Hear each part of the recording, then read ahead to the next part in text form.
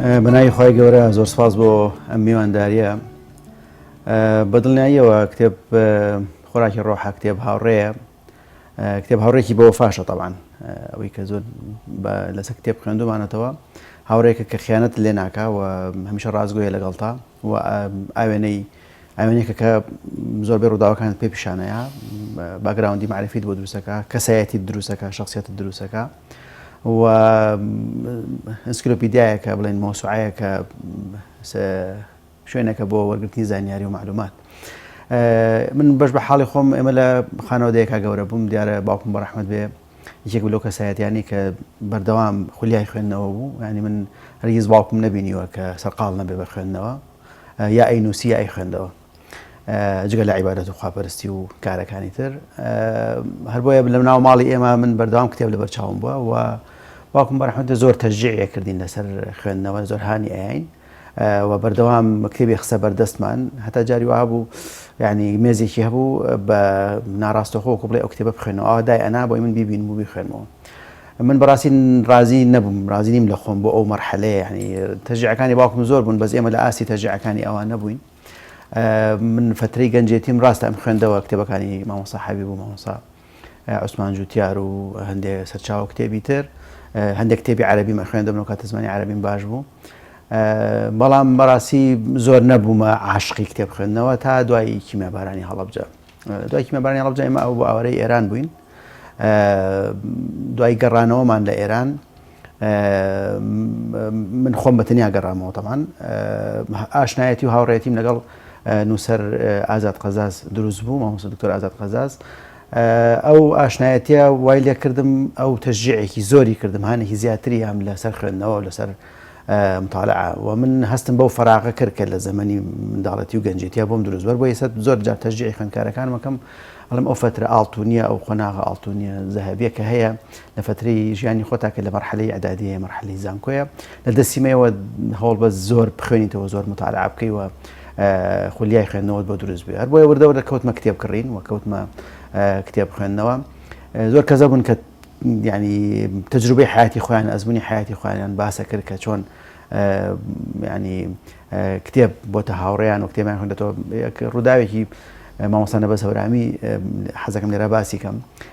زۆر ڕەفیقایەتی دۆستایەتیمان بەیەکەوە. مامۆستا نەبەس ڕۆژێک وتی لە شوێنێک ئیشمە کرد لای نزیکی جادەی مەولەی و لای کتێبخانەی سلێمانی،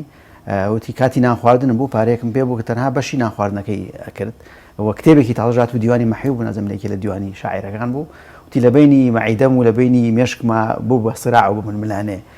وتی دوایی ئەوەی مێشکم سەرکەوت و من کتێبەکەم کڕی. بەستمەوەیە هەندێک جار کتێب ئەوای لێ دێت کە تو بەبێ ئەوە ناتوانانی بژیوە، بێتە ئاوی حیات بۆ دووە، بێتە مەزدەری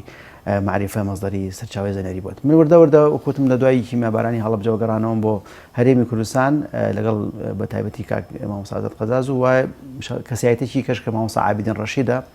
ئەوی زۆر تاسی لەسەر دروست کردم. طبعا من ماڵی باوکم لە ئێران مانەوە، هەر بۆیە لەگەڵ ئەو دوانە زۆر ڕەفیقایەتی و دۆستایەتیم هەبوو، مامۆستا عابیدین ڕەشید و لەگەڵ مامۆستا ئازاد قەزاز. ئەو دوانە زۆر تەشجیعیانەکەن لەسەر خوێندنەوە، لە ناو کەشوهەوای کتێبە بوو، ژینگەی کتێب دایمە حزوری هەبوو، دەستم دای خوێندنەوە. وردەوردە دەستم کرد بە خوێندنەوەی کتێبەکانی نەجیب گەیلانی، دەستم ئەو ڕیوایەتانی عادەتەن مرۆڤ بە ڕۆمان دەست پێکات زۆر باشە، زۆر جار تەشجیعی گەنجەکانەکەم بەڵام ئەگەر تااقەتی خوێندنەوەشت نییە بە ڕۆمان دەست بکەیت، ڕۆمان کەمەند کێش دەکا و مێشکتمان و ناکا و ئەحداسەکان بە دوایەکە دێن و بێتاقەت نابی لە خوێندنەوە. دوای ئەوە دەستم کردە هەندێک کتێبە ئیسلامیەکان و کتێبانی کە سەرچاوی بێداری ئیسلامین و سەحوەی ئیسلامی، وردە کەوتمە ئەو مەجالەوە. دوای ئەوە طبعا ماڵی باوکم گەڕانەوە، وردە ژنگێکی باشترم بۆ دروست بوو و من لە زانکۆ وەرگیرام. بیرم دێت وەرگیرانم لە زانکۆ لە قۆناغی زانکۆیەتە باشترین و مەرحەلەیەکی زۆر زێڕین بوو بۆ مطالعە و خوێندنەوە. پێش ئەوتان بیرم نەچێ ئێمە جارێکەوە بۆ ئاوەرە بووینەوە لە کۆڕەوەکە بۆ ئێران لە ئۆردوگای گەلیاران لە کامێران گیرساینەوە، ئالەوێ مەجموعەیە کتێبم بۆ خۆم دانا لە مزگەوتێکمان دروست کرد بوو لە ناو ئۆردوگاکە. ئەتوانم بڵێم زۆرترین کتێبم لەو فترەیە خوێندەوە، ینی کتێبێکی زۆرم دانا بوو، دیوانەکان مێنا، کتێبی سیاسی مێنا. ئیتر ئەوە لە بیدایەتی مەرحەلەی خوێندنەوە ئەوە تۆ لە هەموو شتێکە خوێنیتەوە،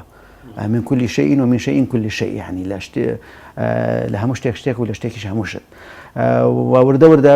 هەرچیم دەستەکەوت ئەم خوێندەوە مامۆستا سالم الحاج ئەو کاتە کە ئەویش نووسەرێکی دیارە ماڵیان لە ئێران بووە کتێبخانەیەکی هەبوو کتێبخانەکەی لە بەردەستما بوو بەردەوام کتێبەکانم لە ماڵی ئەوانەوە هێناوە ئەم خوێندەوە دوای گەڕانەوەم بۆ هەرێمی کوردستان جارێکی کە لە زانکۆ وەرگیرام بیرم دێت لە هەڵەبجەوە تا گەشتمە مووسڵ لە زانکۆی مووسڵ وەرگیرام بەردەوام لە ناو جانتاکەمە کتێبێکی تیا بوو و خوێندەوە و یەکێک لەو چێژانی کە ئەم بینی ئەو بوو من نەمەزانی ئەو ڕێگەیە چۆن تەواوە بێ ینی چونکە تۆ سەر چاوت لەسەر کتێب بوو ینی چەند جار من سەرم بەرز دەکرۆ گەشتمەتە سلێمانی دوای تەکسێک گەشتمە گەراجی سلێمانی دیسان دەستمە کردەوە بە خوێندنەوە تا گەشتمە هەولێر دوای بەرەو مووسڵ هەر بۆیە زۆر جار ڕەنگە هەندێک کەس نەتوانێت ناو ئۆتۆمبیلا هاتوچوە بخوێنێتەوە بەڵام بەڕاستی فترەیەکی باشە بۆ ئەوی ئینسان استیغلالی کە بۆ خوێندنەوە مطالعە من زۆر جار بە خوێندکارەکانی زانکۆڵە مەڵم بۆ ناوە یەکێکتان ماڵتان لە ڕانی یەکێک ماڵی لە کەلارە تۆ هەفتانە هاتوچۆ ئەەکەی هەوڵ بە لەو هاتوچۆیە تۆ ئەو شوێنەوە بینیوە پێز ناکە جارێکی کە دیم خۆ تۆ سایح نیت گەشتیار نیت ینی تۆ بەردەوام بۆ ڕێگە هاتوچۆ ئەەکەی ئەو فترەیە ئەو سەعات و نیوە ئەو 2 سەعاتە بێنە بەچای خۆت ئیستیغلالی کێ بۆ خوێندنەوە زۆر ئیسفادەی لێکی و تەسیرێکی گەورە لەسەر دروستەکە طبعا لەناو ئەو کتێبانەی کە ئەم خوێندەوە کتێبی جۆرا و جۆر هەبوون یەکێک لەو کتێبانە ئەم کتێبەیە کە دیاری برای بەڕێزم و خۆشەویستم دکتۆر ئازاد قەزازە الحب في القورآن طبعا ئەم کتێبە من ئەو کاتێک کە خوێندمەوە زۆر کاریگەری لەسەر دروست کردم من طبعا تصورم ناکرد يعني وەکو باگراوندێکی معرفی کە بۆم دروست بوو باسی و خواسی خۆشەویستی لە قورئان هەبێت طبعا خۆتان زانن کەلیمەی خۆشەویستی زیاتر بەلای عشق و غەرام و دڵداری ئەڕا بەس کە ئەمەم بینی و دکتۆر ئازاد ئەم کتێبەی بە دیاری بەشیم لە ساڵی 22 سی 1989 ئەو کتێبەی بە دیاری پێیان کەوتمە خوێندنەوەی هەتا ئێستا کە سێرم کرد هەندێک ئیشارات و ئاماژەم لە شوێنی جۆرا و جۆرا لەسەر کتێبەکە دیاری کردووە طبعا ئەم کتێبە باس لە چیەکە باس لە مەفهوم و چەمکی خۆشەویستیەکە لە قورئان طبعا کتێبی زۆر هەیە لەسەر خۆشەویستی لە قورئان هەر بە هەمان ناونیشان دکتۆر محەممەد سعید ڕەمەضان بۆڵی کتێبێکی هەیە لەسەر الحب في القورآن کەسێکی کێ بناوێت طلال الهاشمی ئەوش دیسان کتێبێکی هەیە لەسەر الحب هەر بە هەمان ناونیشان بەڵام ئەم کتێبە طبعا زۆر کاریگەری لەسەر من دروست کرد و ئەمە کتێبە سەلمێنەری ئەو ڕاستەیە کە لە قورئانە پانتایەکی بەرفراوان بۆ محبت و بۆ خۆشەویستی و لە فەرمودەکانی پێغەمبەری صلی الله علیه و سلم بۆ باسکردنی خۆشەویستی هەیە و زۆربەی ئاەتەکان کە کۆتایی بین الله يحب التوابین ويحب المتطهرین الله يحب المتقین ئەوانە هەمووی باس لەوەیە کە خوای گەورە يعني مفهوم و چەمکی حب و خۆشەویستی زۆر لە قورئانە بە بەرفراوانی باس کردووە طبعا لە قورئان نزیکی 76 ئاەت باسی خۆشەویستیە باسی محبەتە باسی خۆشەویستیە حتا باسی خۆشەویستی لە نێوان ژن و مێردا لتسكنوا إليها وجعل بينكم مودة ورحمة و باسی عشق باسی خۆشەویستی لە نێوان ئەو دوو کەسە فەرمودەکانی پێغەمبەر یعنی کە لە فەرمودانی کە لەناو ئەم کتێبە معالەجە کراوە قسە لەسەر کراوە والله لا تؤمنوا لا تدخلوا الجنة حتى تؤمنوا ولا تؤمنوا حتى تحابوا ألا أدلكم على شيء إذا فعلتموه تحاببتم أفشوا السلام بينكم يعني باسی خۆشەویستیە و حتا خوای گەورە هەندێک جار هەڕەشەکە ئەڵێ من ئەگەر ئێوە ئیطاعەت و گۆڕایەڵیم نەکەن قەومێکی دێنم ملەتێکی دێنم کە منیان خۆش بێ کە خۆشەویستی منیان لە دڵا بێەوە يعني محبەتی منیان هەبێ وطبعا لە بواری تەسەوفیشە هەمومان نەزانین کە باسی عشق و باسی خۆشەویستی خوا و باسی يعني ئەو مەجالە بەرفراونە لە ناو تەسەوفا زۆر باس کرا کتێبەکە طبعا حجمەکەی 200 لاپەڕەیە تقريبا و باسی حب الحب الحبيب المحبوب مقامات الحب قالوا عن الحب تساؤلات والرؤى وألقيت عليك محبة مني تا باسی هەندێک کتێبەکە کە سەرچاون بۆ باسی خۆشەویستی لە ئیسلام باسی هەندێک لەو